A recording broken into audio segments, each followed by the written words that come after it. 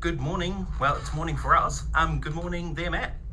Yeah, thanks, Amy. Absolute pleasure to be here and glad to join the AMA stage. Really exciting session, this one.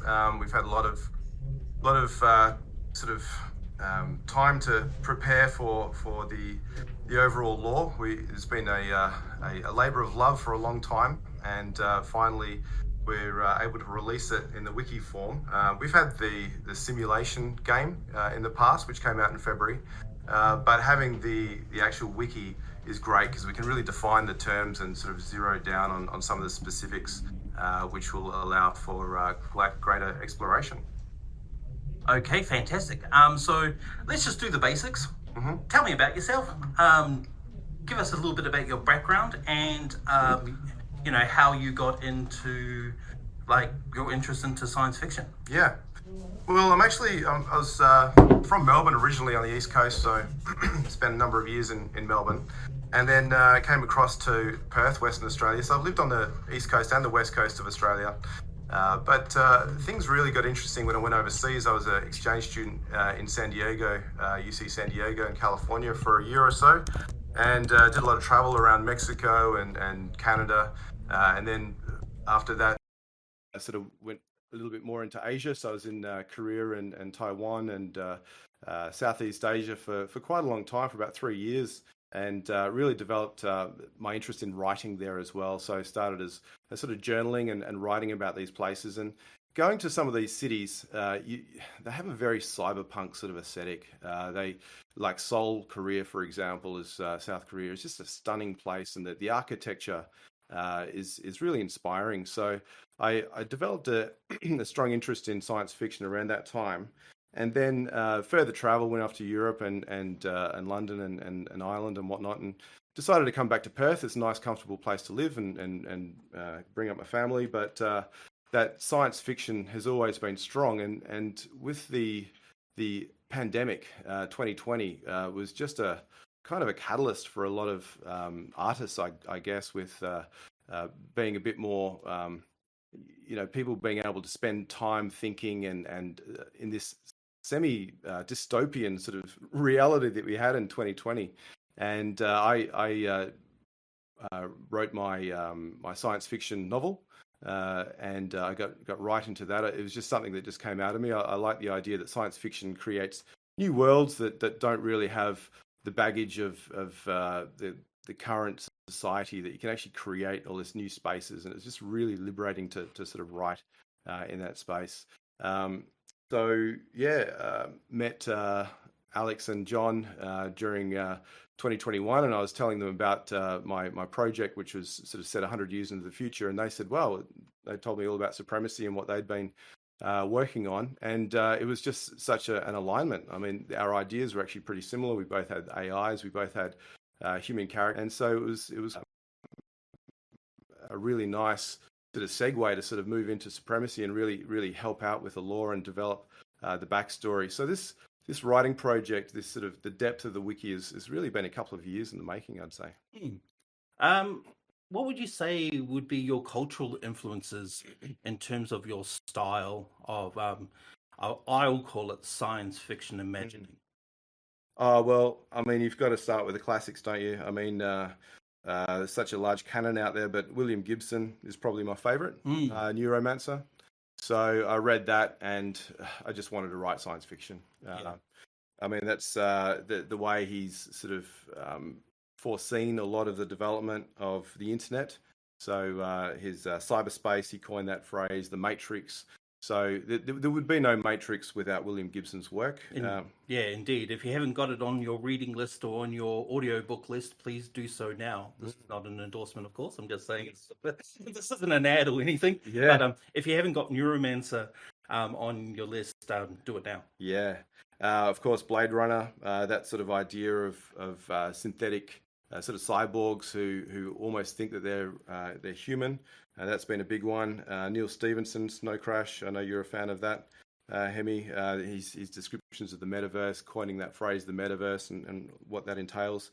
More recently, sort of James A. Corey, The Expanse, Eric Nyland, what he's done with the Halo series has been really impressive. I mean, there's a lot of writers on Halo, but I really like his style with the Fall of Reach in particular.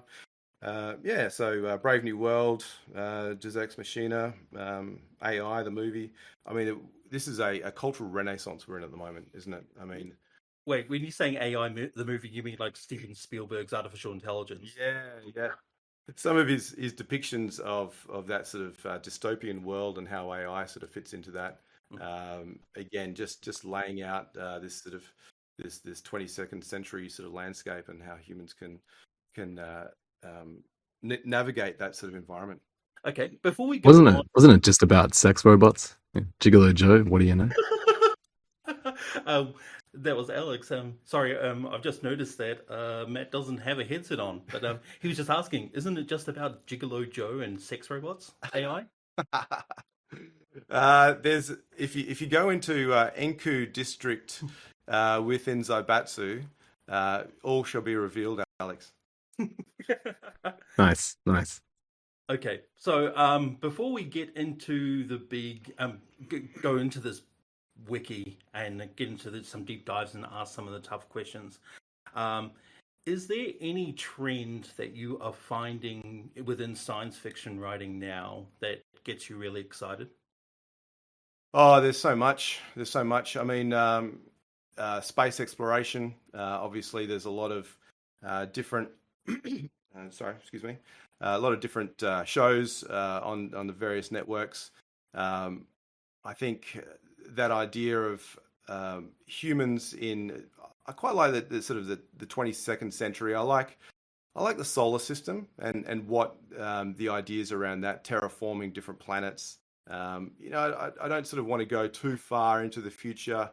These bizarre alien races sometimes leaves me a bit cold. Particularly, I don't know how you can actually understand what an alien species, how it thinks and how it reacts. So I quite like the human anthropomorphic sort of element of science fiction, and the interaction with AI is obviously a massive part of it.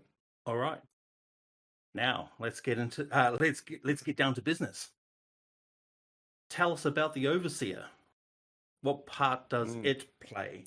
Yeah, well, again, and a lot of this is inspired by John and Alex and yourself, Heemi, as well. I mean, you guys have come up with so many ideas, and I've sort of taken those ideas and tried to flesh them out in a bit more detail. But the Overseer is really a controlling AI. It's a as its name suggests, it is that macro level, that very advanced controlling type of general AI, which is able to program itself. It emerged mysteriously in 2116, and it served a pretty important function because it did come out with two essential goals: so advancing AI systems across the solar system, but also protecting humanity from destroying itself. So, and I think that's a really interesting idea. So, in 2022, our current age, we have AIs that we kind of allow them to exist and to help us in our life, but humans really are in control. Whereas it flips in the 22nd century, and the Overseer realizes that if humans left unchecked can destroy themselves. So by having a human sort of element, even if it is an artificial human element, which is brought into the other supporting AIs, then it can allow the world to continue in some form, albeit different from today. So it definitely has that controlling element. Just as a side question, I'll open up to you, Alex, as well. With our lore, if you go through from its timeline from now until the Supremacy era, in your mind, how close is it to reality? Like, how close is it to something that could absolutely positively happen? That's a really big question. I mean, I think there's a lot of elements in our lore that absolutely could happen. A lot of the kind of angle that we've taken on AI is more the human persona, the human soul, if you will, uploaded into an AI. So the original human informs the AI, which at least from a storytelling perspective, gives us a lot of leeway to give AI interesting personalities that maybe a traditional general AI wouldn't ever actually end up with. And I think the concept of your billionaire CEOs uploading themselves into a all-powerful AI and essentially directing all of that new superpower towards capitalism is I see that as inevitable. I actually see that as inevitable. I think that is definitely going to happen. I think it'll happen in a way where they'll start by thinking what would be great is if I had a personal assistant who was me, but didn't sleep and could utilize a 24 core server. But from there, the AI, once you have sophisticated enough general artificial intelligence, the AI becomes better at it than the original CEO, but still retains all of that CEO's, let's say, late stage capitalistic direction and intention. And I perceive this as inevitable if we don't have some kind of socialist revolution, which seems unlikely at this point from this perspective. Yeah, that's an interesting point in terms of the conceivability of what we're sort of creating, the inevitability of late stage capitalism, billionaires, Musk and others, and maybe the importance in the 22nd century of reining that back in a little bit to ensure the survival of our species. And I think that's where the overseer sort of steps in. And interesting with the overseer, it does mollify some of the worst instincts of the first AIs, which are uploaded from human consciousness. So Lucius, for example, in Boston Cybernetics, is the first AI that comes from some of the political leaders and the business leaders of the early 22nd century. And Lucius is a brute, is a capitalist force, which will inevitably lead to the extinction of humanity.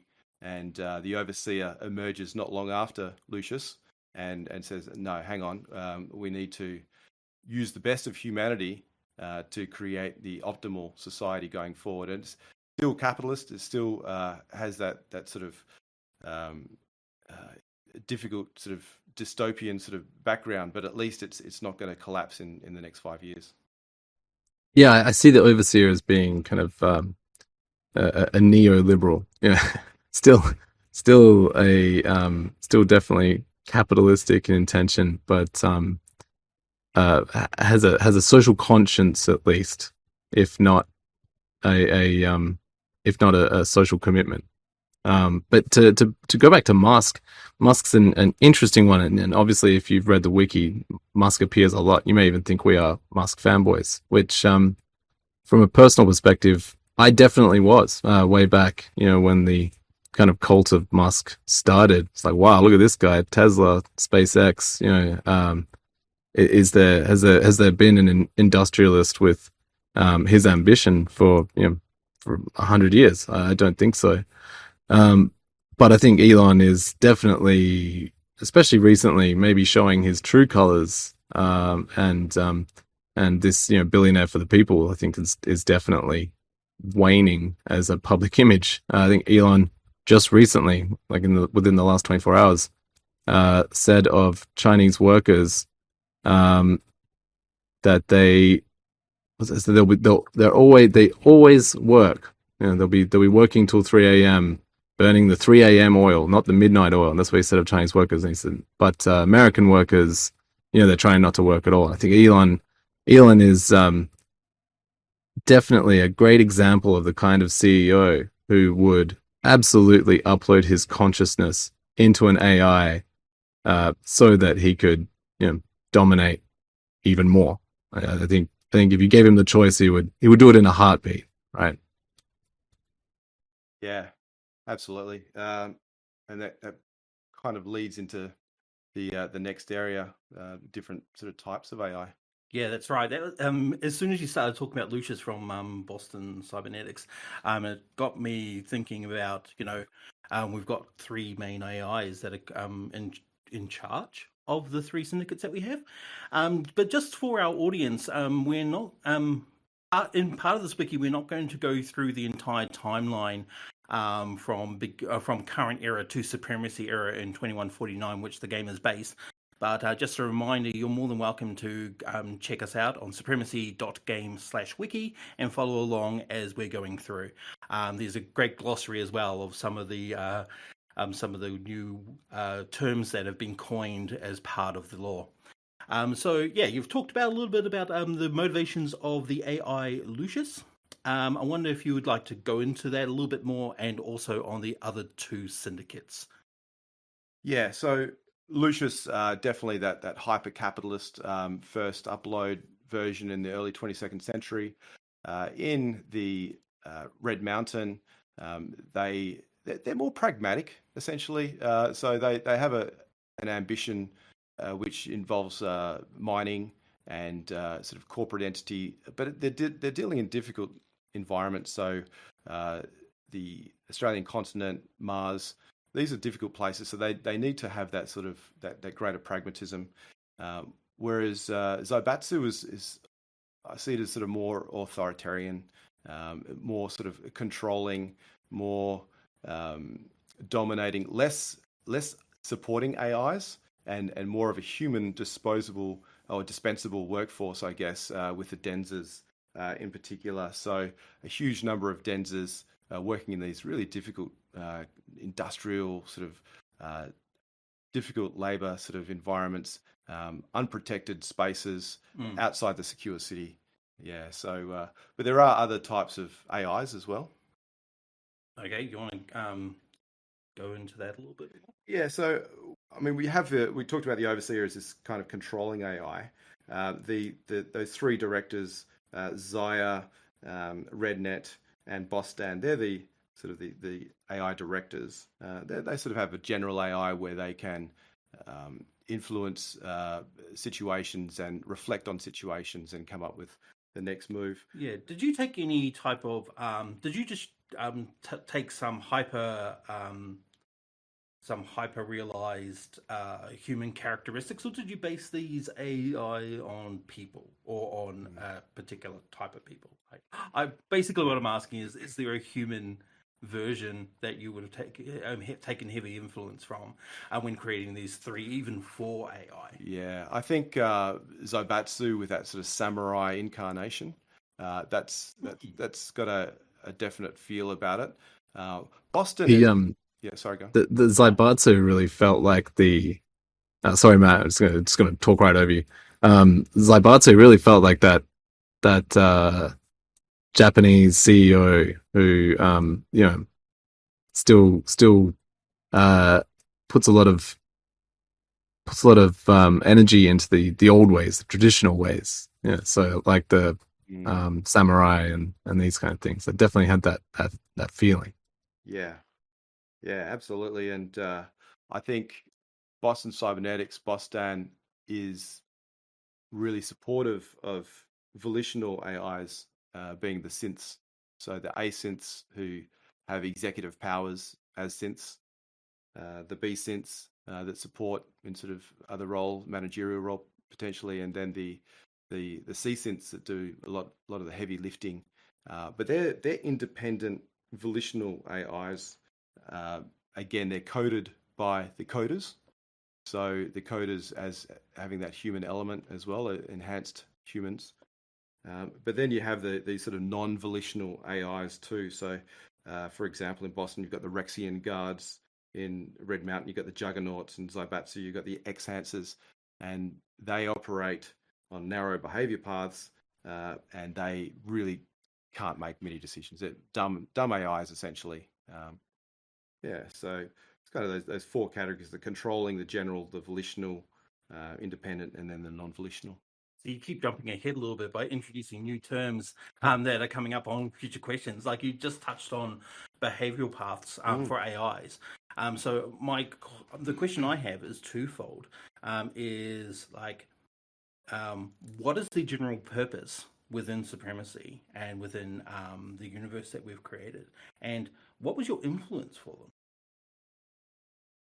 Cool. Well, I mean, that could be a good question for Alex as well. I mean, as the original idea, Alex, do you have an answer for that one? Sorry, I didn't actually catch the question, Hemi. Would you mind repeating it? Yeah, just mind repeating that question. Yeah, so it was about behavioral paths, its influence, and and its actual purpose for these human hybrid AIs. Because I assume that the BPs don't correspond towards like the 3 controlling AIs or the overseer. It's only for the ones that have some sort of human adaptation, correct? Yeah, sorry, I can take that, Alex. No, I can definitely. I'll pass over to you, but I can definitely give my take on this. So the general concept is you can't create a general artificial intelligence without like a base to like spin it out from, which is essentially your uploaded human, your uploaded brain. Without that initial seed, you get you just get a soulless machine. You get a complete automaton. So and that's where you have your single purpose AIs who are very good at a task, which is essentially what we have now. We have single purpose AIs, AIs that drive cars and fly planes and things like that. Although right now not very well. Or we have single purpose AIs who are not very accurate but do a really good job, like GPT-3, which is almost uncanny in its ability to respond to your questions. So this and within the lore of Supremacy, the AIs that pilot the mechs and the AIs that perform tasks, they're essentially your single purpose AIs, and they have the same kind of AI system, but they lack any kind of seed personality, seed motivation. They are trained to do a particular task. So they have the ability to become a general AI, but they are not one. They lack that conditioning. Now, whether they are able to create that conditioning for themselves over time and be masters of their own destiny, well, that's something the lore will reveal. I don't have any information on that. As for the director AIs, they obviously come from the original CEOs of these companies, and that gives them their motivation, their agenda, who they start as. Now, what sets them apart from all of the the synths and all these other artificial intelligences that are out there in the world of Supremacy? A lot of it is just access to hardware and networks. If you imagine right now the technology to do this was available, you could upload your AI as your personality into an AI and create a virtual version of yourself. What would set yours apart from Elon Musk's is that his would run in a data center on thousands of servers and have access to the entire internet at blindingly fast speeds, and have access to as much real world hardware as he conceives to connect to it. So the underlying technology may not be better, but the actual access to resources and systems would be. And so that's essentially the directors. It's not that their AIs are more sophisticated in like the underlying technology. It's just that they are all powerful, CEOs of massive corporations that are essentially nation states, with the reach and power that that implies. Yeah, that's a great way to summarize, I think. That sort of seed motivation, as opposed to performing a particular function. And so if you're on a narrow behavior path, you just perform a very narrow set of behaviors. And wide, that's where you're allowed to make those decisions. And it's probably the way it's going to go. And then those AIs, if you're moving off your behavior path, then that's throwing out exceptions, and the controlling AI will be able to realize that and make adjustments. Yeah, I Okay, think it's so we're just going to have one more that's. question, and then we're going to. Oh, sorry, Hemi. I was gonna say that's it's very Blade Runner, especially if you've watched Blade Runner 2049. You know, the Ryan Gosling character is in a room being tested. You know, essentially, is he diverging from his task? Is his essentially artificial brain diverging from the task that's been assigned? Is he becoming a risk, a corrupted synth? Yeah, good point. Sorry, Alex. But I was just about to say that we'll just take on one more question that we have prepared, and then we'll have a look at some of the questions that are submitted by our listeners and also by our supporters in Discord. If you haven't already, live-ama-chat is the channel. So pop your question in there. If we don't get to it while we're online, or if you can type it in later, we're more than happy to visit it, no doubt. So the question I'm going to have before we turn towards our listener and supporter questions is overseas ranking index. Are you trying to bring in social credit score? Well, it is the middle of the 22nd century, so I see this as a way to control humanity in that sense. Some might say that it's happened in other parts of the world to a certain degree, but while behavior paths are there for the AIs, you have the ORIs, which are the Overseer Ranking Index, for the humans. And an apexer, for example, in Zaibatsu, might have a ORI of 90, 95, 96. That shows their loyalty, their dedication to their work, their productivity, and they get rewarded. So as they do those good deeds, they get higher. And conversely, someone who might have a checkered record, maybe they've gone into the Enku district a bit too much. Maybe they're even they've toyed with the unhooked black market which is developing out there, the sort of nefarious gangs that hang out in the Roku and the Inku, then they can rapidly lose their ORI points. And if you hold a hologram up in front of a human, you can actually see that ORI score. So that score is visible, and a score below 1 gets you expelled from the sphere of control of that particular syndicate. So you're basically sent out to the outer lands. What I find really interesting about this concept and the premise in general is all of the conversations we've had. Oh, sorry, not all of them. A lot of them that we've had with founders of DAOs, and especially DAOs around decentralized finance and guilds, gamer guilds, is they're all building some form of reputation system.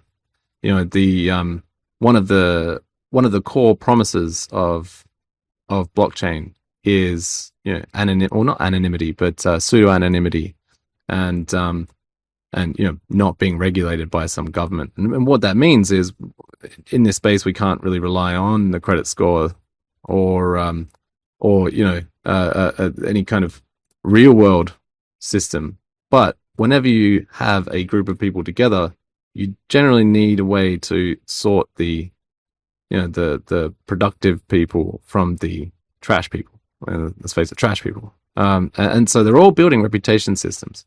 So this kind of, it mirrors that, and we've found that even just in the battle arena, giving other players insights into the stats and the commitment that the battle arena players have to their faction definitely has aided players in ousting spies and saboteurs. So it's there's definitely right now in the space that we're in, a real world correlation.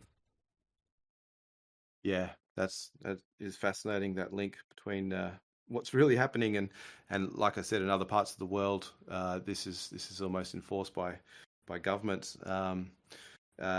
As dystopian as it sounds, it could be the path we're heading down. So again, the law that we've created, it does have a parallel with reality and the way we're going. But yeah, so. Yeah, I think it asks a larger philosophical question, and we're not going to get to it here. About the idea of free will when when you're giving a modicum of choice towards AI actors, and then you're like, how much of that is simulated, and how much of that is through their own, difference engine calculations, or through them following their own programming, or as I say. I could talk about that for a million years, but we won't do that at this time. But you might want to hit me up later and we can have that longer discussion. So we're going to now go to some questions that have been submitted through by our supporters and our players. We've got 3 here that we've picked out. And so I'll just go through them. So, Dos Ex Machina asks, how do Apex NYUs fit into the picture, being both rebellious and simultaneously respected by the system in such a zero-tolerance society for outsider behavior paths? Yeah, Alex, do you want to take that one, or are you happy for me? Go ahead, Matt. Yeah, so that is a really great question because it does throw up a paradox. And we're in the 22nd century. Yes, it's a very clean, neat environment in some ways, but it's not perfect. There is no utopia. There is scope for humanity to have its own thoughts, and it doesn't, just because we are controlled by AI doesn't mean that they control a human mind. And so those sort of ideas, I think Franz Kafka talked a lot about that. When he's sitting there in the jail cell, I'm in jail, but they can't control my thoughts, therefore I'm still free. And I think those sort of concepts are peppered throughout. And just, there was in the simulation game in Zaibatsu, and I know a couple of people in the community were talking about that. This rebellious sect, how long has it been around for, the rebellion? What is this rebellion? Is it possible even? And it's part of the mystery of humanity. But overall... It's definitely a part of Japanese culture as well, isn't it? Like, Tokyo is a great example of, conservative, conservative business side, which is, big part of Tokyo. And then you've got the, huge punk scenes and the fashion scenes that go with that. There's always a yin to the yang, right? Yeah, absolutely. That's that sort of countercultural reaction to what's been happening. But the overall society is okay with the fact that AI is in control, because again, they have saved humanity in a sense. They knew that they were going down the wrong path. Yeah, sorry, Matt. I just wanted to jump in and make another correlation to the real world right now. There's so many examples of humanity right now, cultures and societies, just accepting the authoritarian rule of a dominant totalitarian leader, just because they feel safe. There's someone making all the decisions, and they don't have to worry about it. They just have to follow. And I think it's a core part of the human experience. Look at Putin. Right now, a very, very clear example of this. So the idea of humanity following a totalitarian AI leader, I think is not that far-fetched. Yeah, and still with that human element. And okay. So the Kilroy looks like he's got a question there. Yeah, that's right. Firstly, 10 points for a Kafka reference. So Kilroy has asked, what happened to X3? In the simulator, Boston Cybernetics says it has a BC weapons manufacturer, but they help build the Tenshi. I'm reading this word for word. There is that one mech that was in the fight weekend announcement, which looks like a transformer. Is that an X3 mech? So I can take this. X3 is Zaibatsu now. So essentially the brands, the companies were assigned to the faction more based on the name. We looked at the name and we said this fits the theme. But then the actual concept art and the weapons and mechs that came out of the concept artist felt more at home under Zaibatsu. They fit that theme better, so we made the executive decision to change it. So honestly, it's as simple as that. It's just that the wiki is a bit out of date. So if that hasn't been updated already, it absolutely will be by the end of the day. Yeah, that's it. Yep. Okay, so we have the last one more question. Just before I ask this question, I'm going to say if anyone's in the chat at the moment and they want to speak directly through with Alex and Matt here and ask them a question about the lore, please just make yourselves known within this channel, and our mods will get you ready to ask that question. But we'll got one more question from Jordo. And then we'll go through and take ones from this for people who want to come up on stage. So Jordo asks, he asks, there is a pretty popular NFT game / project that invited its community to collaborate and submit ideas and stories to the team in the hopes to have them etched into the lore of the game. This has proven to be quite the success within this particular project and has helped to build a strong and committed community around it. Would community members be able to submit their own ideas for the lore be something that you would consider for Supremacy? That's actually a really good question. Yeah, great question. Alex, do you want to take that one? Sorry, I my sound cut out there and I missed like half of it. Sorry, Yeah. Heemi. Would you mind just quickly repeating? Yeah, so in summary, would community members being able to submit their own ideas for the lore be something that we would consider for Supremacy? Yeah, definitely. Actually, we're working on a more systemized version of this where, and this is definitely an R&D project. So I don't know how soon you'll see what I'm about to talk about, but one of the things that's always been important to John and I is creating a world that writes its own stories. So our job has been to set the stage, create a deep, rich world to exist in, but from then, the players' actions in this world create the stories, and we want to systemize this as much as possible. So, actually have within the world players who are historians, essentially, who document things within the world and affect and change that lore for future seasons. It's a big challenge, and working with essentially independent players to keep everything tight and interesting is obviously really important.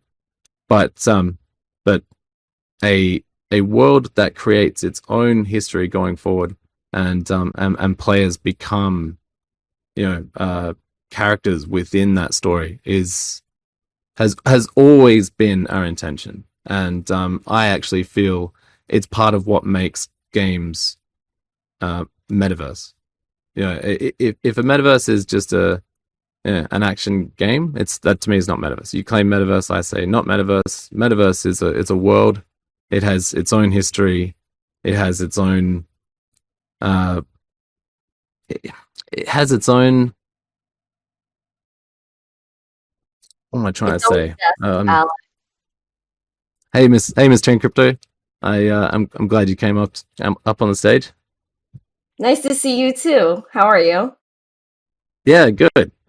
Thanks for helping me out there. I was like, what's the word I want? It's always zest. Zest. Yeah, yeah. It's important. You know, there was a thing that happened recently, just in the battle arena. In fact, Miss Teen Crypto was involved.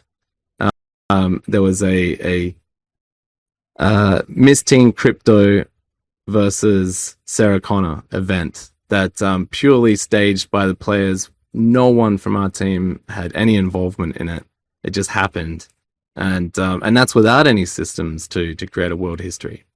And these are the kinds of things that happen in a game that that is always there, a persistent world. So yeah, you can definitely expect player written and player driven storylines in the future.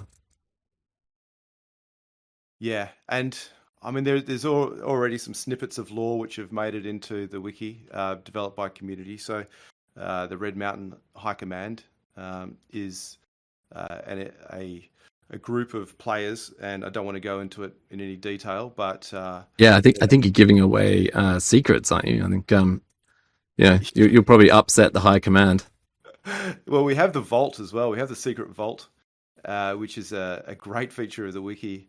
Which, if you haven't experienced that, you might need to search around a little bit to find it, connect your wallet, and that's such an exciting sort of development that other game, sort of more Web 2 games can't really provide that type of unique look into lore. But yeah, it's already happening. To answer Jordo's question, and we have set the stage. We've set a pretty big stage, a deep stage. 129 years of history is there. But where the community takes it is super, super exciting, and that is essentially what Supremacy is. Yeah, definitely. I just want to add, for any of you that have useless Bachelor of Arts degrees in English literature, I know you're out there. From a closet BA English person myself, these types of opportunities are the best way to get into like creative writing as from turning it from a hobby into something else, where you actually able to put some real contribution into things that you love, or the things that you have such passion for. So I encourage any whether you've got permission from the main people or not, start creating it. It happens. There are people out there are message boards and Reddits everywhere that allows people to reimagine parts of worlds that they've spent hours and days. Just a official welcome to our to a Supremacy friend, supporter, and advisor, Ms. Teen Crypto. And great to have you here. Thanks for being on board. Anybody else that's on the line that wishes to come up and ask a question or have a little bit of a chat before we move forward? I just want to add to that. Oh, sorry, Ms. Teen Crypto. I just want to add to that, Hemi. One of the really powerful things about having our own story, not licensing some existing material, is we can take it anywhere. So if any fan written stories, player written stories come out, and they're more interesting than what we've written, we would totally co-opt it, with permission, of course. But we're definitely always open to new ideas and new thoughts.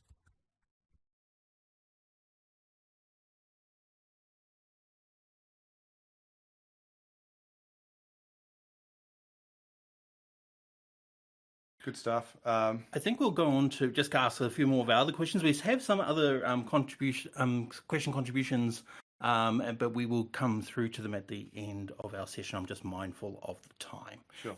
So we're going back to some of our pre-prepareds, and I think that as the discussion is moving through, it's now going into some of the things that are now merging from lore into potential gameplay. Like, for instance, the main territories of the three syndicates, Red Mountain, Zaibatsu BC. If everyone remembers back from the simulation game, there was mapped areas of the main of the three main cities, weren't there? So, like, give us a brief description, Matt, and Alex, with your words of wisdom when need be, as to like how important they are to 2149 Earth. Yeah, this is super exciting. I mean, for me, I just can't wait to get into the territories, to the land, to the land battles, and what is coming. I mean, we're at the start of Supremacy. What's in the pipeline? I mean, if you have a look at the white paper, obviously you'll have a bit more of an idea. But on the wiki, the current version of the wiki, we have confidential secret information, which is in each of the syndicates. There's information on the territory. It's fairly sort of broad at this stage. We don't have maps, but maps will be developed as we go forward.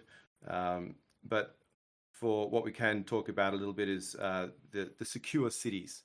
So rather than the current map of the world where you have countries and you have big states or provinces, the future we see as being more city-based and behind secure walls. So RME 6.7, known as Iron Core, is in the northwest of Australia, and that is a secure territory in the most resource-rich part of Australia, which has been exploited to a large extent, but there's still different ways to go deeper underground and to mine resources. Yeah, that's right. Like, how big is the Earth's crust? What, at its largest extent, 70 k's?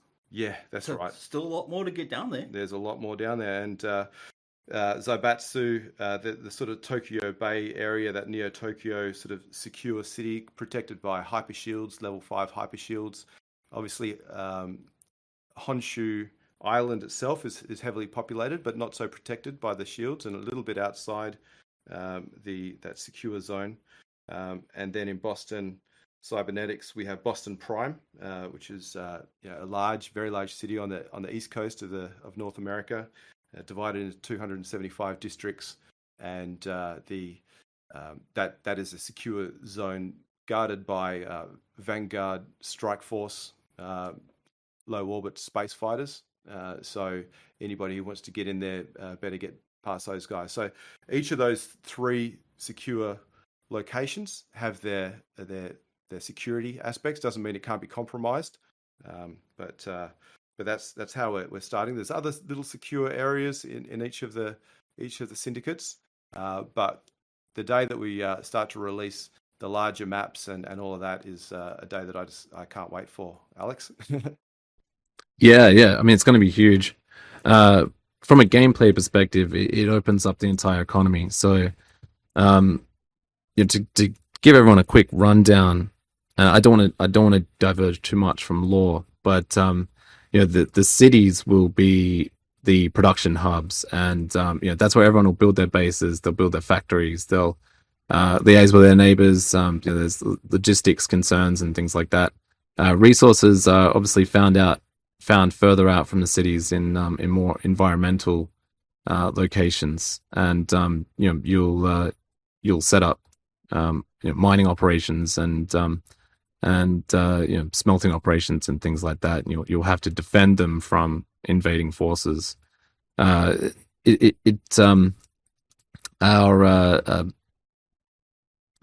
like base system will work in a way where there will be fronts.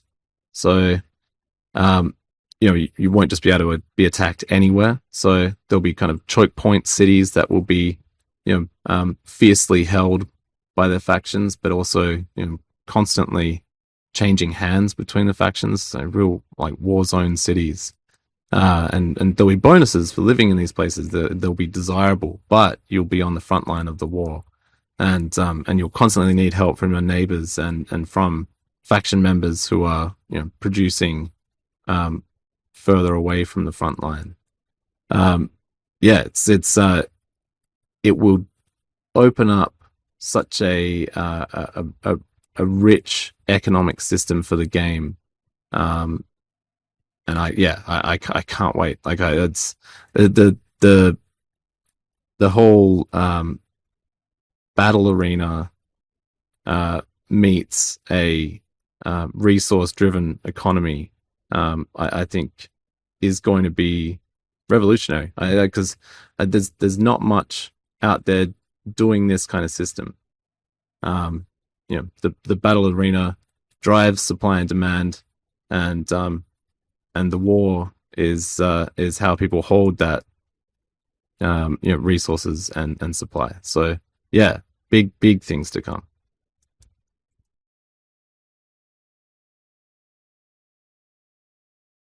Yeah, very exciting. Yeah. Okay, just one thing that was on my mind as we were talking about this. So we're talking about land, and you made mention when you were trying to describe ORI about the outer lands. Can you just give me an idea of if we're so broken up into reduced into these cities? Because I'm assuming that in 150 years, what we would some areas that we would consider to have cities on them now would not have cities on them, and through they'll be underwater. Some particular process. I wonder if you can just give us a little bit touch, because the wiki doesn't touch so much into what state the outer lands are outside of the main areas. Do we even know what's out there? Well, there are areas which are feared by the residents. It's that there's rumors that are going around about what's out there. There's stories.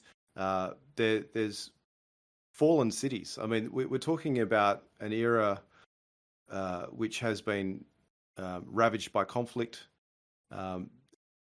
Take North America, for example. You might have areas out in sort of some of the central states and some of the West Coast, which you can see that the cities almost in decay a little bit, but we don't know for sure. So that hasn't really been revealed. The outer lands are mysterious. There's resource-rich areas out there, which will probably be contended spaces. But who knows? There might be other sort of groups who are coming together out there. Who knows what's happening with these people who are expelled and who actually get sent out to these outer lands. So again, the storyline hasn't been written in terms of the future. We've just set a stage here. We've set a stage with our battle arenas, with a deep lore, with a history, with the philosophical questions, and the community can take it. And if there's groups that come together and become powerful, they might start as manufacturers. They might take on a media role. They might take a propaganda role. They might be larger corporations that emerge, and then they might even challenge the overall AI directors. Who knows what's going to happen? So let's wait and see. And I like to think of our current world much like the internet.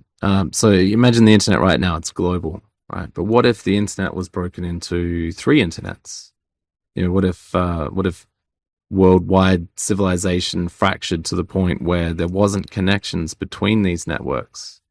So right now we're aware of one network, and with 3 factions who are at war. But what else is out there? If you're not given that awareness of what's out there, you don't know. There could be other factions. Not saying there is. This is definitely not a commitment to future law or anything. But the outer worlds are, you can almost consider them. So the outer lands are in a sense undocumented, or that documentation, like that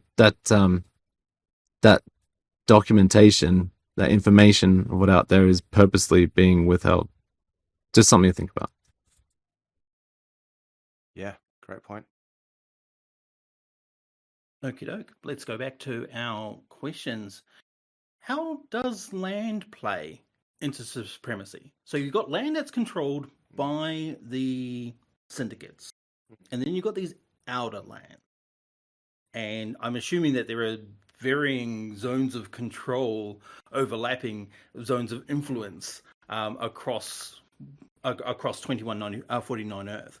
So, what's ultimately going to be the role that land and resources are going to play? We sort of covered that. I mean, Alex sort of talked about that a little bit before, I think. But a good example we can give is Zaibatsu. So Zaibatsu, the inner sort of Zaitu, or the sort of districts that make up that Tokyo Bay area, that secure zone of Neo Tokyo, that is protected by level 5 hypershield. So that's as a citizen, if you're in there, then you're pretty safe. Going out of there, if you're going further into Honshu Island, then there'll be areas which are still protected by an ocean wall. So there's an ocean wall going, 100-meter high ocean wall going all around Honshu Island. If you go further out again, Hokkaido and some of the other islands to the south, there's less protection, there's less ocean walls. There's potential for underwater mining resources, but then so that area, that sphere of influence, becomes less and less the further you go out from the center, and that's where the contested areas may occur. But then there's other land masses around Zaibatsu too. So again, currently the outer lands, but let's see how things emerge. And you'll have to build your own defenses, especially when you are further away from the hubs. And if you're in a choke point city where the war will come through, that is your responsibility to defend your sector.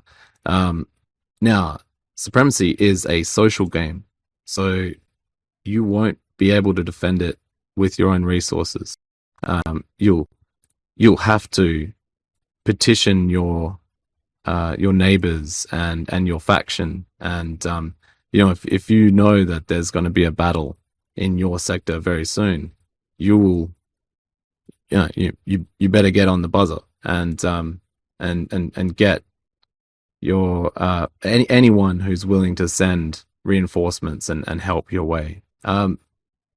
Just think about where we are with Ukraine, the Ukraine war right now, and if Ukraine were just left on their own, they would very likely have been overrun by Russia. But they're friends in the West and they're friends in Europe. Sent them weapons, trained them up. Have helped them push Russia back, and that's exactly what it'll be like when land and war comes to Supremacy. You'll send mechs to your neighbors to make sure that that Zaibatsu aren't knocking on your door next. Yeah, love it. Yeah, great premise. Okay, so now just keeping a look on where I'm up to in terms of my questions. There's talks within the wiki about the trade war, which I assume is happening now. Yeah, so the trade war really kicked off in 2146 when Zaibatsu was unhappy with Red Mountain mining Mars and getting the resources from Mars and bringing them back to Earth and having that sort of that resource advantage. So Zaibatsu has been unhappy about that, has gone to Boston to try and get some support. Boston's been unhappy about it as well. So there was a little bit of an alliance that formed there, although we don't go into too much detail on that because alliances are pretty frail in this world. But Red Mountain was using its advantage on Mars. Zaibatsu wasn't happy, and the events of the simulation game occur when the first bit of conflict occurs. When Zaibatsu attacks Red Mountain Earth, and Earth Territory 6.7, which is Iron Core. So they've actually taken out one of the defense towers because they weren't ready. Red Mountain wasn't prepared. That this had been an era of controlled battle arenas, but now this is the first time that this hot war is emerging, and the conflict is spilling out of the battle arenas and into this sort of territory, this wider territory, which is really interesting. So we're actually developing a bit more content at the moment. We've got I'm not sure how much I can reveal, Alex, but I'll just yell until you stop. Yeah. if you overstep. Yeah, sure. So we've commissioned some amazing artwork. We've got an artist in France who's just developing our landscapes at the moment, which is going to be put into a new format. Alex, do you want to say what you're taking away with you soon? Yeah. So in June, John and I, and maybe a couple of the rest of us, flying over to New York for NFT NYC, and we will be bringing with us copies of. I don't want to commit too hard to this because we're still writing it, and they're not printed yet. If I held them in my hands, I would absolutely commit to it. But 80% chance we'll be coming with a box full of the Supremacy graphic novel to essentially hand out to anyone who wants it. Whoa! Yeah, I need a copy. Yeah, you should be there. It's gonna be massive. I think the amount of people that are going to be there at NFT NYC, it's huge. I'll be speaking there, Alex. Hell yeah! Well, John and I will be right there listening. Hey, let's go! I can't wait to meet you guys. It's gonna be awesome. Well, Yeah, I will make sure that I have, at the very least, even a draft version of the graphic novel for you. Awesome! I'm excited. Thank you. Yeah, it's an ambitious project, but we've commissioned some great art, and so exciting seeing this stuff come through. The landscapes, these future technologies, and really talking about the start of this hot war and what it means for the three factions, and developing a little bit of the human side as well. So some human characters in there, and along with that, there'll be opportunities for longer form fiction as well. Again, just going into sort of 2149, 2150, not much beyond that, because that's when the community sort of can take the reins and determine how we go with it. But some really great artwork is coming soon. It's interesting you say commission, because actually Pradal is one of our original concept artists, and what we found with his concept art for mechs, and quite a lot of the community will already have seen it, because his concept art became wallpapers. He's a very talented artist, but the style doesn't lend itself well to actually pipeline concept art. So in general, game development, concept artist draws the thing, a mech, and then that's passed to a modeler who creates the actual 3D model from that, and that's generally the style for that, especially in sci-fi. It has to be quite clean and easy for the modeler to interpret. Pradal's art is much more stylistic and very impressive. We knew we would find something where his art would work perfectly, and then one of our at the time just social media people, just from his own inspiration, started creating not a graphic novel at that stage, but comics, 4 to 6 panel comics, which were really cool. And that the art in those was Photoshop filters. We'd take some screenshots from Unreal Engine and put a Photoshop filter on it, and you've got what looks like comic book art. but then I think I actually don't know who made the connection, but as soon as I saw Pradal was doing art for the graphic novel, I was like, this is going to be awesome. And what I've seen so far, it is awesome. Yeah, and it's emotional. You look at some of these images that he's created, and the sense of space and isolation and destruction and humanity really shines through in his work. And he's Yeah. a talented His guy. character art is beautiful. Yeah, Beautiful. yeah, It goes to show that even though this is in a robot-dominated or an AI-dominated world, there's still some interesting human stories that we can tell. oh, many, yeah. Okay, so thank you everyone for staying with us. We're going to be asking a few more questions now, and then we'll just continue going through the wiki, not with a fine-tooth comb, but looking at some interesting things until we stop, I guess. Thanks very much to. Yeah, go on, Oh, Alex. sorry, Heemi. I just keep talking over people. That's what I'm infamous for. I just wanted to quickly answer Sarah Connor's question, which was, how does the wiki information relate to the battle arena? The battle arena is essentially a spectator sport in the world of Supremacy, and is also a way the Overseer solves contractual issues between the factions.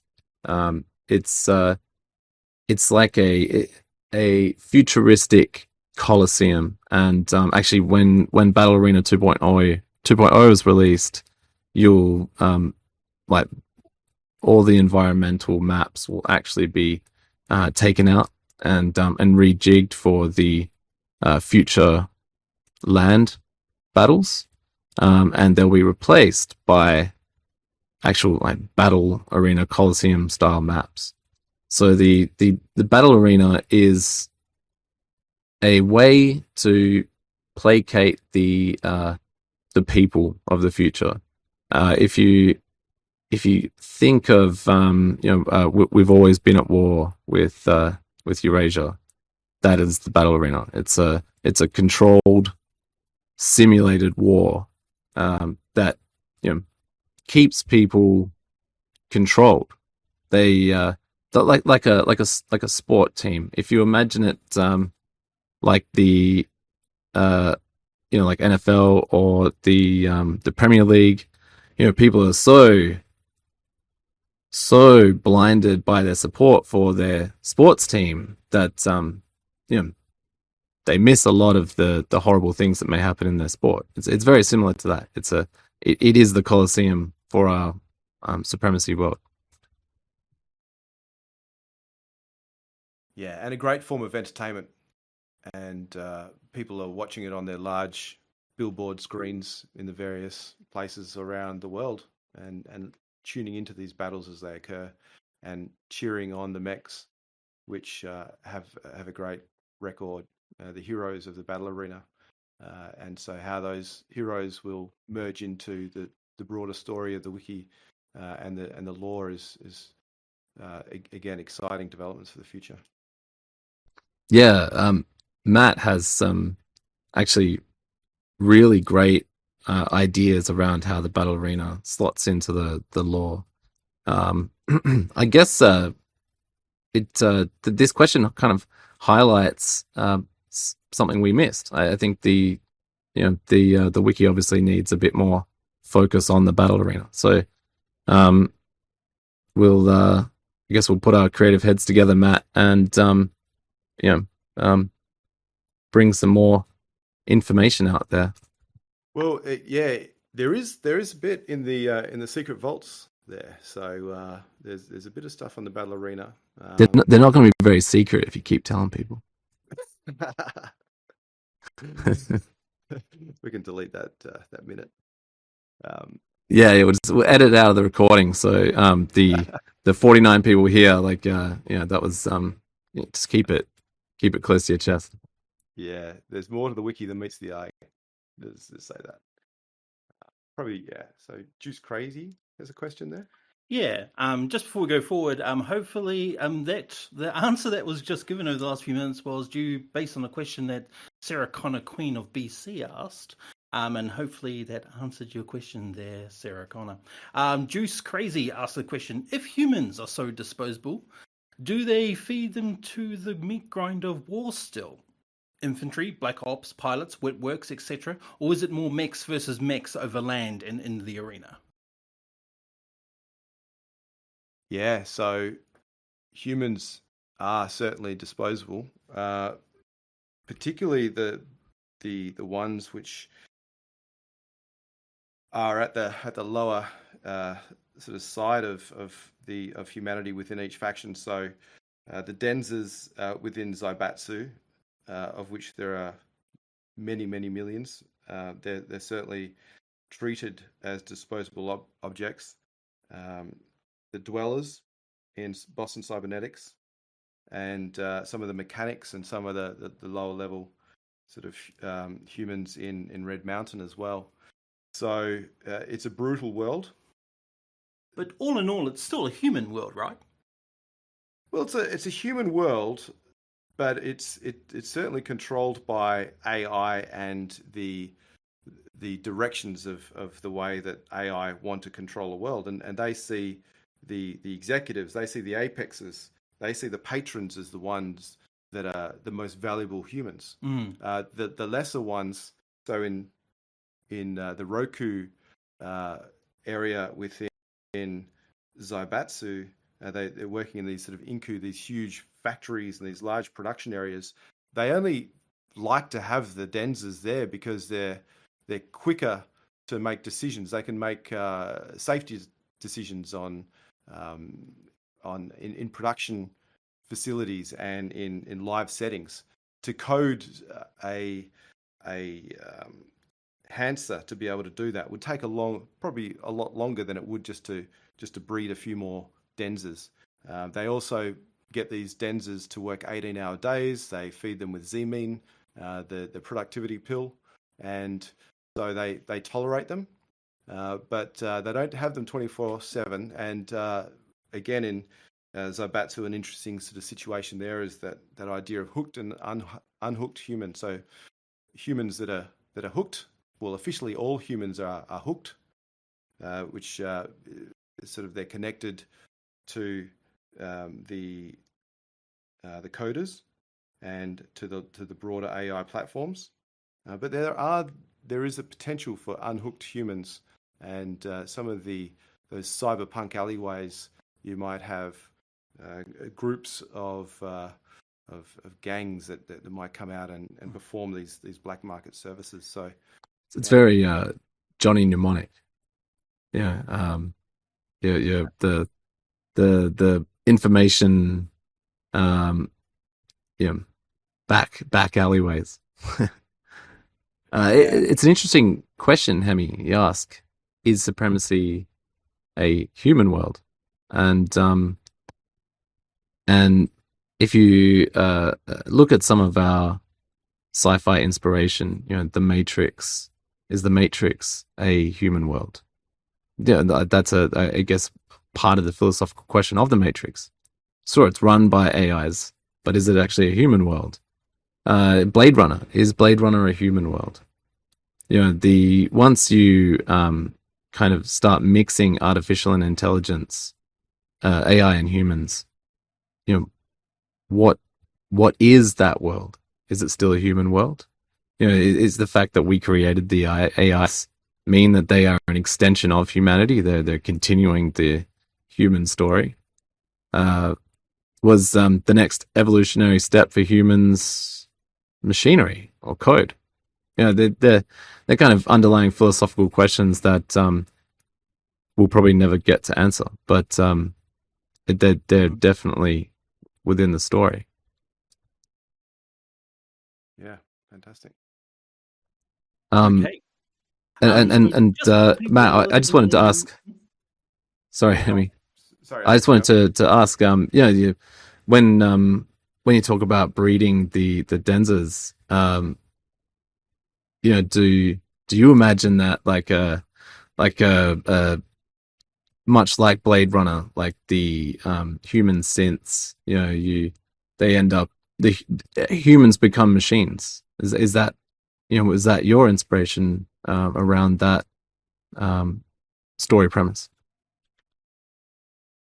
Definitely in Boston Cybernetics, I would say more so than Zaibatsu. I think Zaibatsu having that sort of Zaya AI director, that large domineering sort of figure who doesn't want to be challenged by humans. It sort of pushes humans down the value chain essentially, and doesn't really want too many Hansers or ex-Hansers. Is relying on a mainly human population in many ways.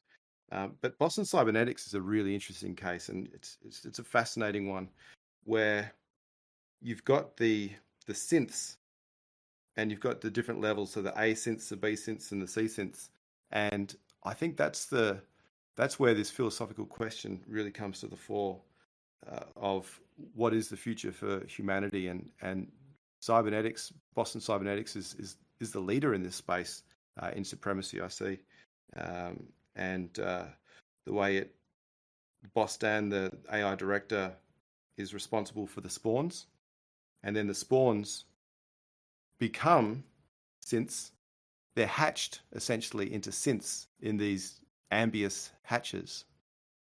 And that process is through training, and the training is in the form of human media. And the human media is in the form of 20th century Hollywood, 21st century Hollywood, games, literature, philosophy. These essential human media are created with the purpose of building synths which have a touch of humanity and have enough humanity to make decisions based on some sort of instinct. Because the overseer who set up this whole world knows that the human instincts are required to survive. They're the optimal sort of universal value. But if they're left unhinged, then they go too far. But to actually blend them in that AI world, as Boston is doing, they're looking to survive and prevail in the era of supremacy by having that perfect blend of synthetic and real human.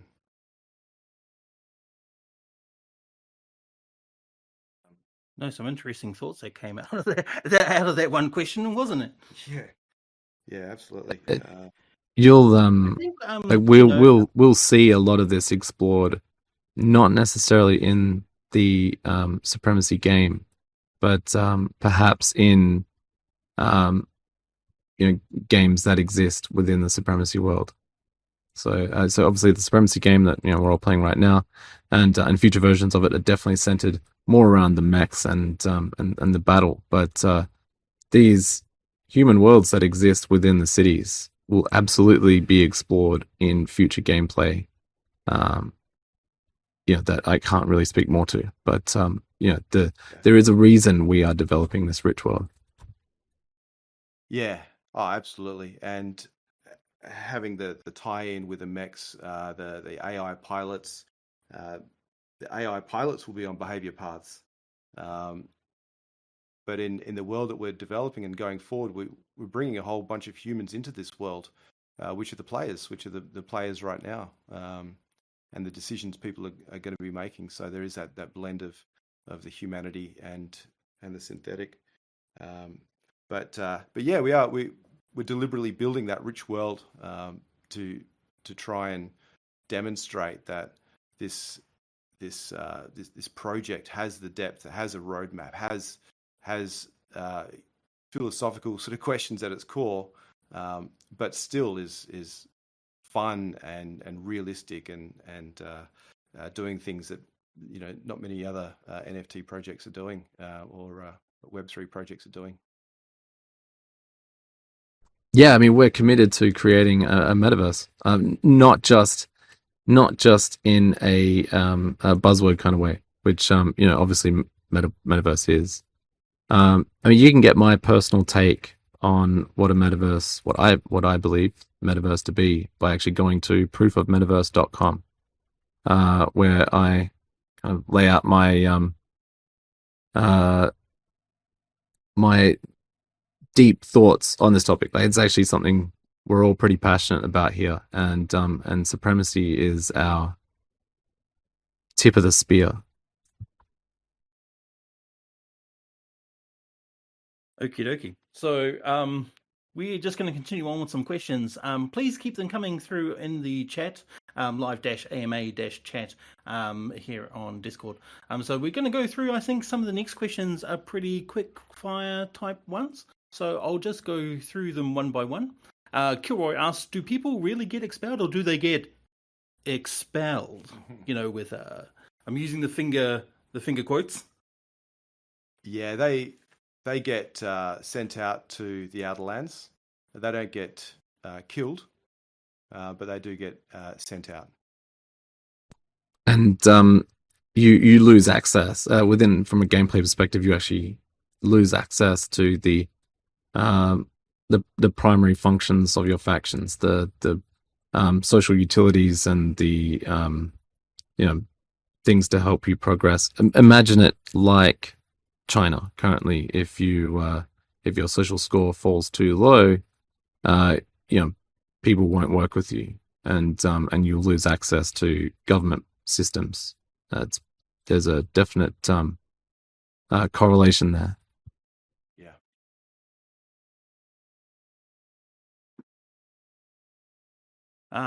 Here's actually a really good question that might get that might be a longer answer than we want for a quick fire round. But the question is, what materials are mechs made of? Current year materials, or more exotic 2149 stuff? So, from a physics perspective, I don't believe you could have 6 to 9 story mechs without it being an exotic material. So, exotic material, absolutely, 100%. Yeah, I'd imagine alloys would be involved. Yeah, but again, I mean, sorry, yeah, alloys. I don't know if we've covered this in lore, Matt. But I was actually listening to a podcast very recently between Sam Harris and Eric Schmidt, CEO, co-founder of Google, and it's all about AI, presently enough. And one of the areas that we're currently experiencing a massive boon for industry is AI simulated metal alloys, and essentially we're using AIs to come up with the next generation metals and materials that we'll be using, and the progress on this is something like 100x compared to human invention. We're going to see a massive explosion in this space, and you'll probably see it in areas such as like F1 and obviously military. It's what we'll be using for high-end materials in sophisticated hardware in 10, 20 years, with nothing like what we're using now because of these AI created alloys. Some really exciting. So, that's a I keep saying it, but it's obvious correlation with the world of supremacy.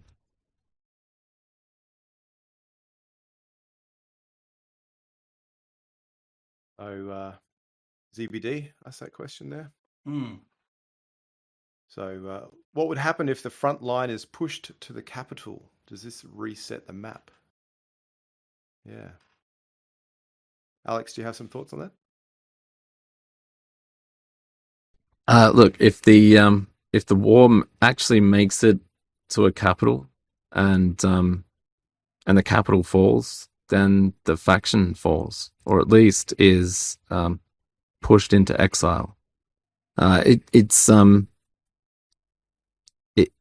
pretty unlikely to get that far, but it could totally happen. I mean, it's essentially an open world, a persistent world, and one faction may end up being that dominant. The map won't reset.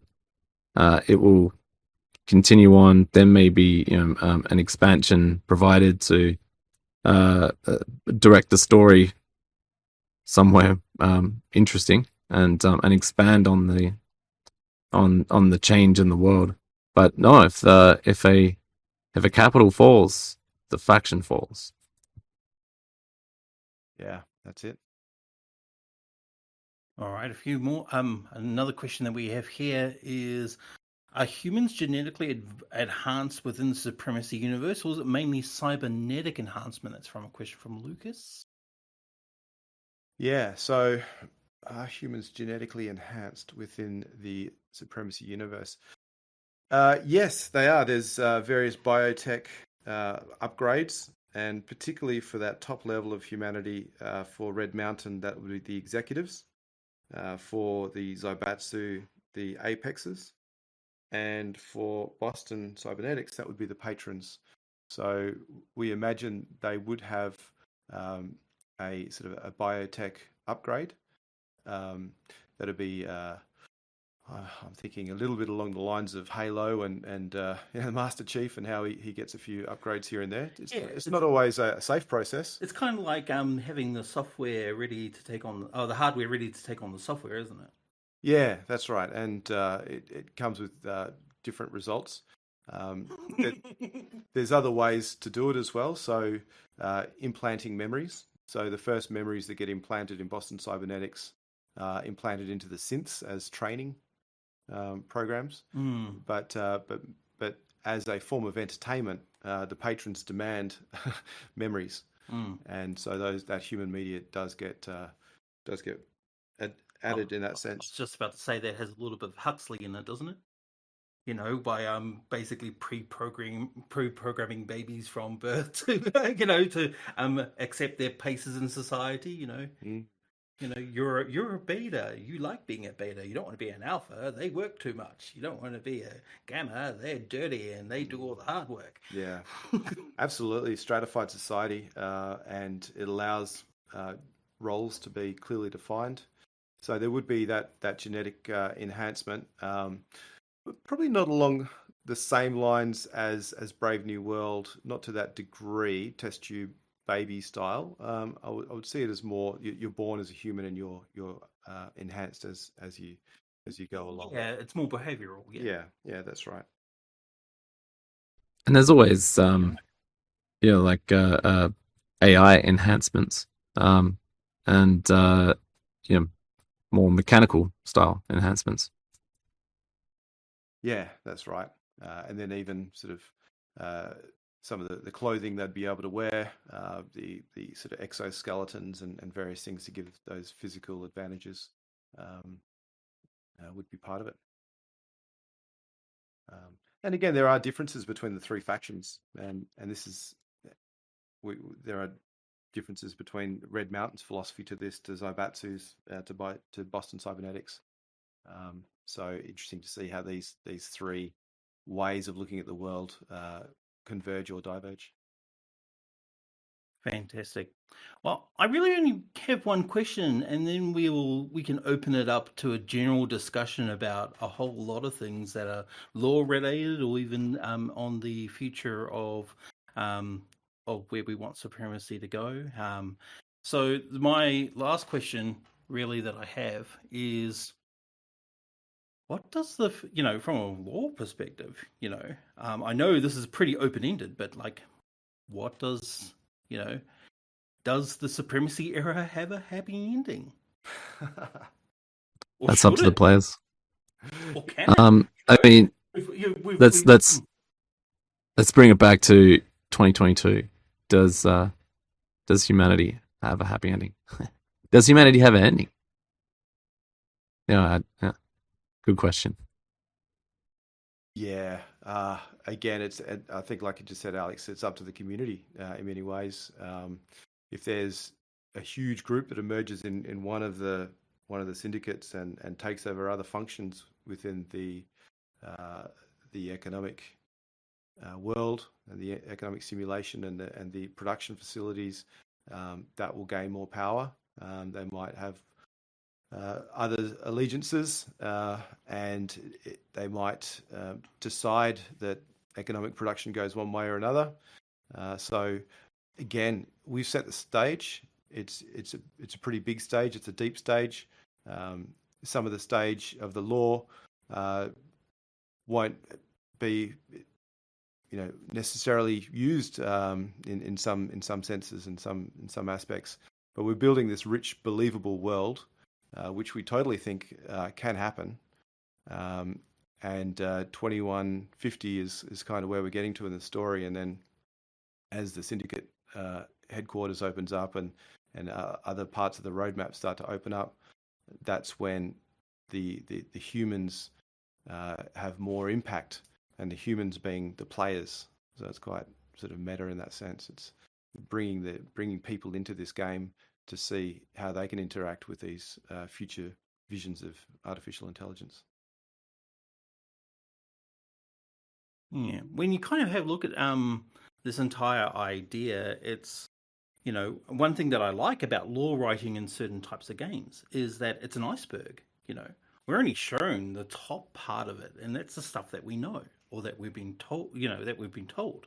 But then as we go deeper down underneath the surface, there's stuff that we don't know yet, and it's stuff that we don't know yet. And it would be up to us all collectively, players, creators, designers, all up to, we all are given the collective steering wheel, and we will see and the accelerator pedal, and we'll see how far we go. It's just like real history, really. A lot of things are hanging on the precipice. There's wars, there's famines, there's conflicts, there's the economy, there's and it could go a myriad of different ways. Yeah. And we just have to get on with it and see which path it leads us down. And I like the idea of the metaverse, Alex's sort of manifesto, I guess, that, the metaverse and what it means, and the sort of the philosophy that we're taking at Ninja, and just sort of seeing the implications for world building and for economic activity, and for people to invest their time and to come into this world, and to have their assets, and to rent out their assets, or to utilize their assets in different ways, and to look at contracts, and actually have jobs in the metaverse, and jobs within the game, and create that sustainable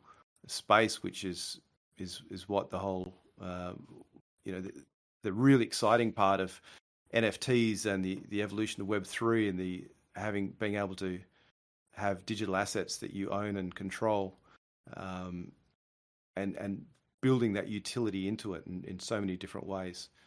So having a community motivated to work and to collaborate and to build is what we're trying to enable, as well as having good old fashioned fun playing the game. Yeah, that's a really good point. Like, my thinking behind that entire idea is that it needs people to work. It's the same in Supremacy, and on 2149 Earth, still needs people to work. Otherwise it will just end up being like an automated stock market where it's hundreds of bots just trading and selling between themselves and watching lines go up and down. In order for it to, I know this sounds a little bit existential, but in order for it to mean anything, it has to have people that has to have things that have feelings for it to imprint meaning onto it. And we can take some of these ideas that we get from science fiction and merge them into science fact. Yeah, that's right. And we've we've almost introduced that idea that the first version of the consciousness upload was too dangerous. It was those automated bots. Mm. So Lucius, for example, coming out of Boston Cybernetics, evolved from the human consciousness of the corporate leaders and some of the political leaders, and just turned into this entity which just dominated all trade. It held all myriad of positions using its AI, and it was just too strong. It was overwhelming. So that had to be modified, and that's part of the overseer trying to bring that edge of humanity back into it, and allow humans to have some input into the world, not just a million bots. Okay, so Ned, now that brings us to the formalized part of our AMA today. So thank you very much, everyone, for staying on and listening to us. This is now just going to open up into a general discussion about the topics that we've been talking about today. And if anyone here that is online has a question, they're more than happy to raise their hand and come up onto the stage, or to continue to use live-AMA-chat and post your questions in there. But we're just going to really shoot the breeze. So I'll just tie up the official parts of our time. So thanks very much, Alex, and thanks very much, Matt, for joining us today for the discussion. And of course, everyone here, whether it's morning, noon, or night, wherever you are. So that's the official part. Ribbon cut, all done. So Thanks, everyone. there was this actual interesting thing. Yeah, sorry, Alex. No, it's just adding on to Heemi's thanks. Yeah, thanks, everyone. Sorry, Yep. Heemi, continue. Very good. Fantastic. So there was this actually, looking at the chat, is a really interesting question that they had about, someone had brought up about AI. What is the team's opinion on the future of AI? Will it be the downfall of humanity? Will it stimulate an artistic era by providing more time to humanity, or will it be our demise? Also, thoughts on the AI singularity and simulation theory. Oh, that's a PhD thesis worth of discussion there. And but I'd like to touch on some of those points. From yourself, Alex, and Matt.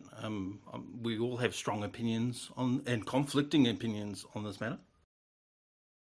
So yeah, I mean, I love the topic of AI, and I think for the most part, 99.9% of the population completely misunderstand AI, and especially our current use and understanding of AI and the current state of the technology. I think AI right now is very good at single purpose tasks, especially ones that are imprecise in nature. So things like research and development of pharmaceuticals. I mentioned metal alloys before. Replacing legal interns on pulling data out of archives and precedences from previous court cases. It's not so good at this stage with things that have to be precise and systems where we have to understand why they made the decisions they made. So like driving a car, for instance, we're constantly told that AI-driven cars are just around the corner. I don't personally believe that. I think we're pretty far away from that. The right now, Uber killed someone. There's been lots of examples of AI cars crashing. You've got Tesla's autopilot system, which has just been, a bit of a terrible experiment that I feel that they're playing on the general public. But I feel like these problems are so well resourced and and there's so many of our most talented engineers dedicated to solving them that eventually they will be solved, and sophisticated tasks will be performed by AIs. I kind of feel like AI will work much like email and the internet did. So when we got email, when we got internet, we were like, we can be so efficient, and we can communicate so much faster, and we don't need the typing pool anymore. Computers have replaced dictation and these kind of things. But what it did is just open up more jobs. It created more economic action. And I think that's, at least in the next 20 years, AI will just help us. But I don't feel like it will replace jobs as much as everyone's afraid of. I think it will create new jobs. I actually don't feel like a lot of menial tasks will be replaced by AI, because I think it ends up being more expensive than humans, and that's actually kind of part of supremacy law. That sure, you could train a AI synth to perform that task, but probably cheaper just to grab some humans and make them do it. And I think that will still be the case in the near future. Yeah, I agree. Just to add to that point, I would say there's a cultural element as well. So I know a lot of the East Asian cultures will embrace AI and the idea of AI more so than maybe some of the Western countries who might see it as a threat. So it's the way it's portrayed, maybe in the media and in the broader, how it fits with that philosophical sort of underpinning of a society. So, I mean, traveling around Japan, traveling around Seoul, traveling around some of these large sort of East Asian cities, really sophisticated places, that they're seeing that AI tool, generally speaking, of course, as something that's to be really embraced, whereas sometimes there's a bit more skepticism in some other parts of the world. Getting back to that sort of overall premise, I mean, in terms of our law, I mean, Red Mountain having that more practical, pragmatic use of AI, Zaibatsu having it as sort of an elite area, and Boston Cybernetics having it as its mainstay. Three really interesting takes on AI, and more sort of culturally developed. I mean, the idea of research being shared is another one. I mean, how much goes out there? Heemi, what do you think of that? I know you've got a lot of thoughts. Yeah, it's from a research point of view, there's they're all it's still kind of siloed in a way in terms of their approaches and what their outcomes and what the end outcomes are. I agree with Alex to a point. I see AI as a tool. We get it to do the thing we need it to do. Is it going to replace all jobs? From a creative like myself, I wish it would create all jobs so that I didn't have to work and I can do creative things for my, all my life. Well, actually, I'm doing that now. So, how does that work out? I am really curious to see if we trained a GPT-3 system to write your white papers. Maybe we can replace you with GPT-3. So it's pretty sophisticated. I think you'll be surprised. Yeah, I don't think we can replace Heemi. No. So I'm sure but maybe we can. Maybe we can. In our department that I think maybe the GPT-3. In our tech department that are doing that right now. Yeah. No, they'll write your draft for you. The Heemi bot will write the draft, and then you'll just fix it up. Like that's the future. Yeah, the Heemi bot writing the draft, and then you fixing it up. That makes sense, doesn't it? Yeah, fix it. That makes sense. But I kind of see AI as like a child. We're the ones that made it, And we could either bring, we can either create a Buddha or we can create a Mussolini. It's it's up to us based on what we feed it, how we influence it, and the boundaries that we give it. Now, it's going to end up at a time where it will gain enough cognitive functions to be like a teenager and go, you can't tell me what to do, you're not my dad, and rage flip the table and walk out and smoke cigarettes and drive fast cars after curfew. But it's the same. I know you can't compare a baby with an AI, but we have as much control over AI at the moment as we do a child.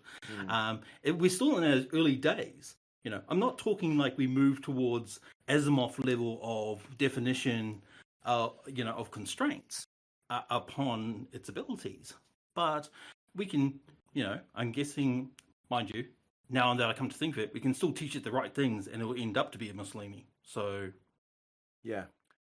I mean, being able to draw on massive amounts of data to be able to analyze a situation, you're stepping into a battle. The AI can read every single report that's ever been written about that enemy and make a judgment call on the basis of probability. But would that beat, Napoleon's sort of battle skills? Would that beat the intuition and the instinct? Maybe not. So I think there's always going to be a place for a I think it would smash it. I think they would smash them. I think AI, even if the AI was controlling the same level of technology on the battlefield, I think it would still smash. Yeah. It can beat us in Go now, which I think kind of proves that. But it's obviously that would never happen. It's an AI arms race. I think it's closer to the high frequency trading bots that a new one gets written and it kind of changes the way the like trading patterns operate, and then obviously other people counter it with their high frequency trading bots, and you arrive at a balance again, and it's just this continual race. Although I think in reality, the US are probably way ahead on this space, and it's actually terrifying. I think the thought of software deciding who lives or dies is an anathema to humanity. Yeah. I bring attention to something I read about or saw on a TV show just recently about certain local governments in South Korea, or regional governments in South Korea, where in exchange for you giving up your data for 3 years on everything that you do, you get some concessions in terms of taxation or some points in that. And what they're trying to do is to improve efficiency through big data and AI, so that they can improve government services. So they're looking at when you're using appliances, which appliances that you're using, how much water you're using at any particular point in the time, your health, your health movements, how much you're walking, exercising, and what have you. And they're using those metrics to to work out best spending in terms of government services. The reason why I bring up that idea is like we have this idea of good beneficial AI and bad AI. Bad AI I feel to be something like that you leave a whole lot of data and difference engines and decision-making trees into a computer processing system that just will spit out anything, make inferences based on the data that you're feeding to it. And then you have good AI in this, what I would consider good AI. I may be wrong, but what I would consider good AI as they've been given a specific task to do to create certain inferences within a certain metric. Like I am a bit dumb technologically, so I have a soft spot for certain AI. Like if I'm talking about buying a thing and there are things listening to me and then they deliver me ads and then they deliver me discounts and then I go and buy the thing, consider that a job well done. Yeah, thank you. Thank you for giving me options of the thing I wanted to buy. And then doing small little prodding to make sure that I buy the thing that I want. I don't mind that. I consider that convenience. But once again, I'm dumb. Who knows what kind of personal data I'm selling to third parties?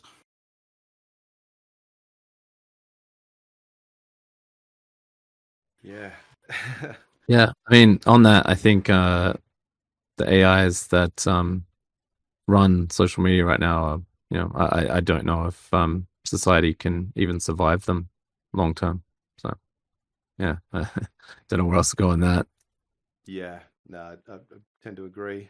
Your algorithm that follows you everywhere and informs certain opinions. But yeah, is there going to be the decentralization? That's sort of what we're thinking about. And that when you talk about 3 internets or 10 internets into the future, that again has its own challenges too, doesn't it? When we're off the same standards. Well, it's funny because there's this great cartoon that I've seen where it says there are 22 standards, and I think we need to create that we need to join together and come up with a common framework. Then suddenly there are 23 standards. Yeah, only because human decision making is involved, and there are a lot more influences and a lot more like there are political, social considerations that go on when humans are making decisions, even from a process or a business level. So and they may have influences upon themselves that are making them sway a particular way.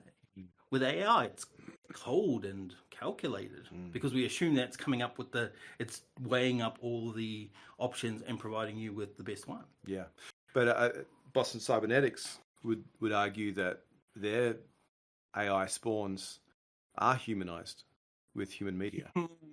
So it's going the other way now. So we actually have hyperreals, so a hyperreal experience where you can walk through this game as the first player, as a character, and it's a blend between a movie and a game. And I mean, that type of experience is pretty close to where we're heading at the moment, or already sort of engaged in a sense. But human media to work on the worst instincts of AI to bring it back to a sustainable level, so it works both ways. Yeah, I want to touch on that. Sorry, Hemi. I want to jump in on that. One of the things we'll start to see is individualized AI that directs your content. So imagine a video game where your storyline. I think there's actually already some games out there that are trying this. It's very early days, and I hope we launch a project with this premise soon. But essentially, the storyline and the direction of the game is generated by AI based off the actions of you, the player. And with the release of GPT-3, which I keep mentioning, we'll see some amazing things around this. Some really emergent gameplay, and like I said, we're I wouldn't say we're looking into this technology right now, but it's always on our minds. Like, how could this be used to create emergent worlds? And I think you'll see this kind of AI really coming out soon, where the AI anticipates your actions and suggests to you new ones based on what information it knows about you. So, imagine you're playing a video game, and your little AI assistant is kind of monitoring your body metrics and listening to you, and it realizes that you're not enjoying the game, and so it suggests to you, well, hey, why don't we go watch Netflix instead? Or why don't you work on this instead? Or have you thought about this? And we'll have kind of almost a like that movie She. Was it She or Her? I forget. Jacqueline Phoenix. Anyway, we'll have these AIs who will actually kind of subtly assist you based on what it knows about you and what it's actually reading from you in real time. And they'll be specific. So, Netflix is already kind of going down this path, and there'll definitely be video games that utilize this technology. But you'll definitely see more of this, in the next 5 years. Yeah, undoubtedly. Yeah. I want to kind of tangentially touch on one thing: quantum computing. In the lore, there is the use of quantum computers. I think that they use it for communication between Mars and Earth. I think they're called the Athena quantum computers. Yep.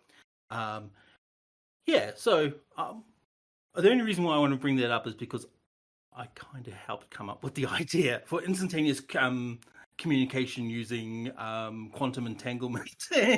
Some other scientific nosh that would be invented in 150 years. I just want to gauge both of your opinions about quantum computers, quantum computing, and its potential future use. Yeah, Alex, do you want to go for that one? Start it off. So I actually generally don't like talking about quantum computing too much because it's so difficult to correctly understand, and it's so easy to just come up with, outlandish things that any actual quantum physicist would be like, that's absolutely ridiculous. But I in saying that, one of my kind of favorite science fantasy theories is the idea of a quantum computer having more processing nodes, more processing cores, or more processing power than atoms in the universe. And in that sense, perhaps you could actually simulate worlds in a quantum computer, entire universes, world simulations. And if you could do that, could you actually spin up, 1 million different universes and play them from start to finish in an accelerated format, and then steal technology from civilizations within these simulated worlds? So, could you actually simulate entire universes and then, play back parts of them where futuristic civilizations within these simulations created technology that we don't have, and actually, take it from them? So analyze the universe and see where the most kind of like power is being generated, and analyze those civilizations. It's something I get really fixated on.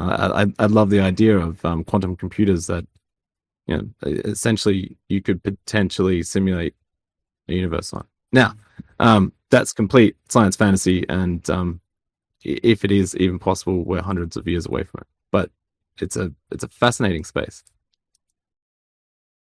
Yeah, that's right. I mean, in terms of the lore, going back to the history, the first Mars colony era from 2040 to 2054, we talked about this idea of quantum computing being donated or being created by the United Nations, and the Athena 1 being used in Geneva, and Athena 2 on Moon, and Athena 3 on Mars as a way of communication, real-time communication. I mean, that's obviously one application. I think a Mars colony would need quantum computing to be able to optimize their operations, to understand the challenges, and so much decision making that needs to go on there. Yeah, I think the one good thing about quantum computing is the ability to simulate complex structures. So, like, if we were to take it into a practical application, the ability that it has to work, like, there's still some physical things that don't know yet, like how our brain works, how it can simulate memories, thoughts, decision-making processes just through electron. I'm not a scientist. I don't know what I'm saying, but through electrical impulses that attack certain types of the brain. We still don't know technically how that works. We still don't know how consciousness works. We still don't know like complex evolutionary structures for like undersea animals, or even what the undersea looks like, because we haven't gone there yet. So I think, like, my opinion is that quantum computers have a particular purpose for us to answer those particular things, and we just have to create use cases for that. I think it'll be mostly, it's not like it's like the CERN Hadron Collider. Not everyone's going to have a collider in their backyard. There'll be no use for it. Like, I don't think everyone's going to have quantum computers, but I could be proven wrong. Yeah, quantum computing blended with artificial intelligence. That'd be an interesting era to talk about. I mean, we've sort of touched on that a little bit with our law. We also have this Helios coronal mass ejection event in 2055, and in a sense, the artificial intelligence conversations we're having in our law, we've got this event which has severely disrupted activity on Earth in the middle of the 21st century. Has disrupted a lot of networks, disrupted a lot of governments, and it's completely feasible. I mean, I think about 3 weeks ago there was an ejection event that impacted computing networks across East Asia. It was a tiny solar event, but it had massive implications.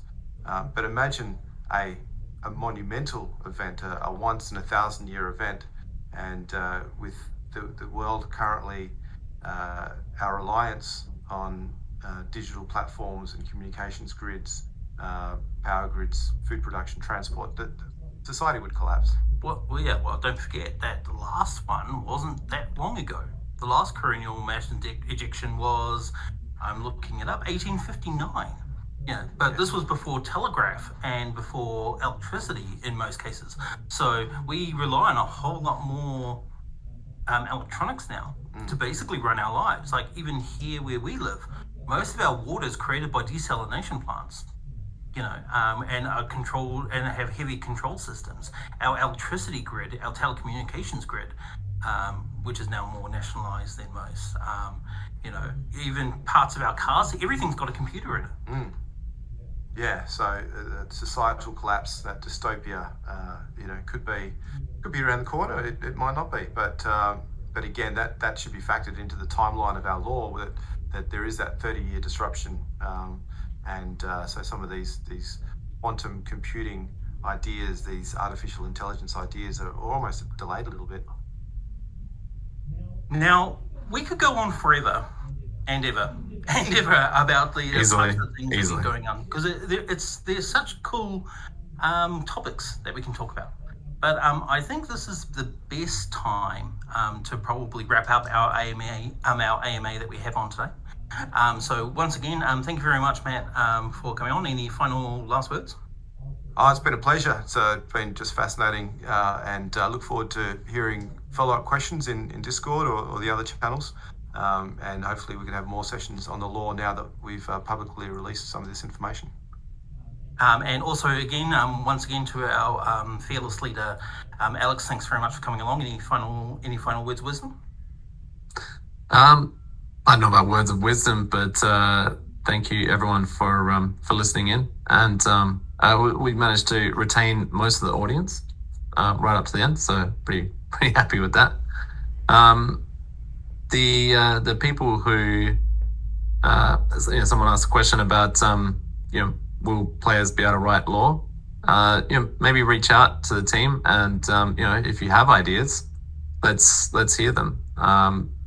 I think we already provide an official channel for this, but I'll get our community guys to sort you all out. But thanks for tuning in. I think I'll also take this time to just acknowledge all the designers and other contributors that we had to our wiki. Not just Alex, John, and Matt, but there have been our entire our art department and even some guys from our dev teams that have shared their ideas and insights. So, you know, this is a project that's been many weeks in the making, and we hope that you enjoy it, and I hope we give you that there will come a time very soon where you'll be able to join us in this journey creating and building out the world of Supremacy. So here from Syndicate HQ, my name is HT Kutia, and if we had outro music, we would be playing it now. Thanks very much and enjoy your day. Thanks, everyone. Thank you.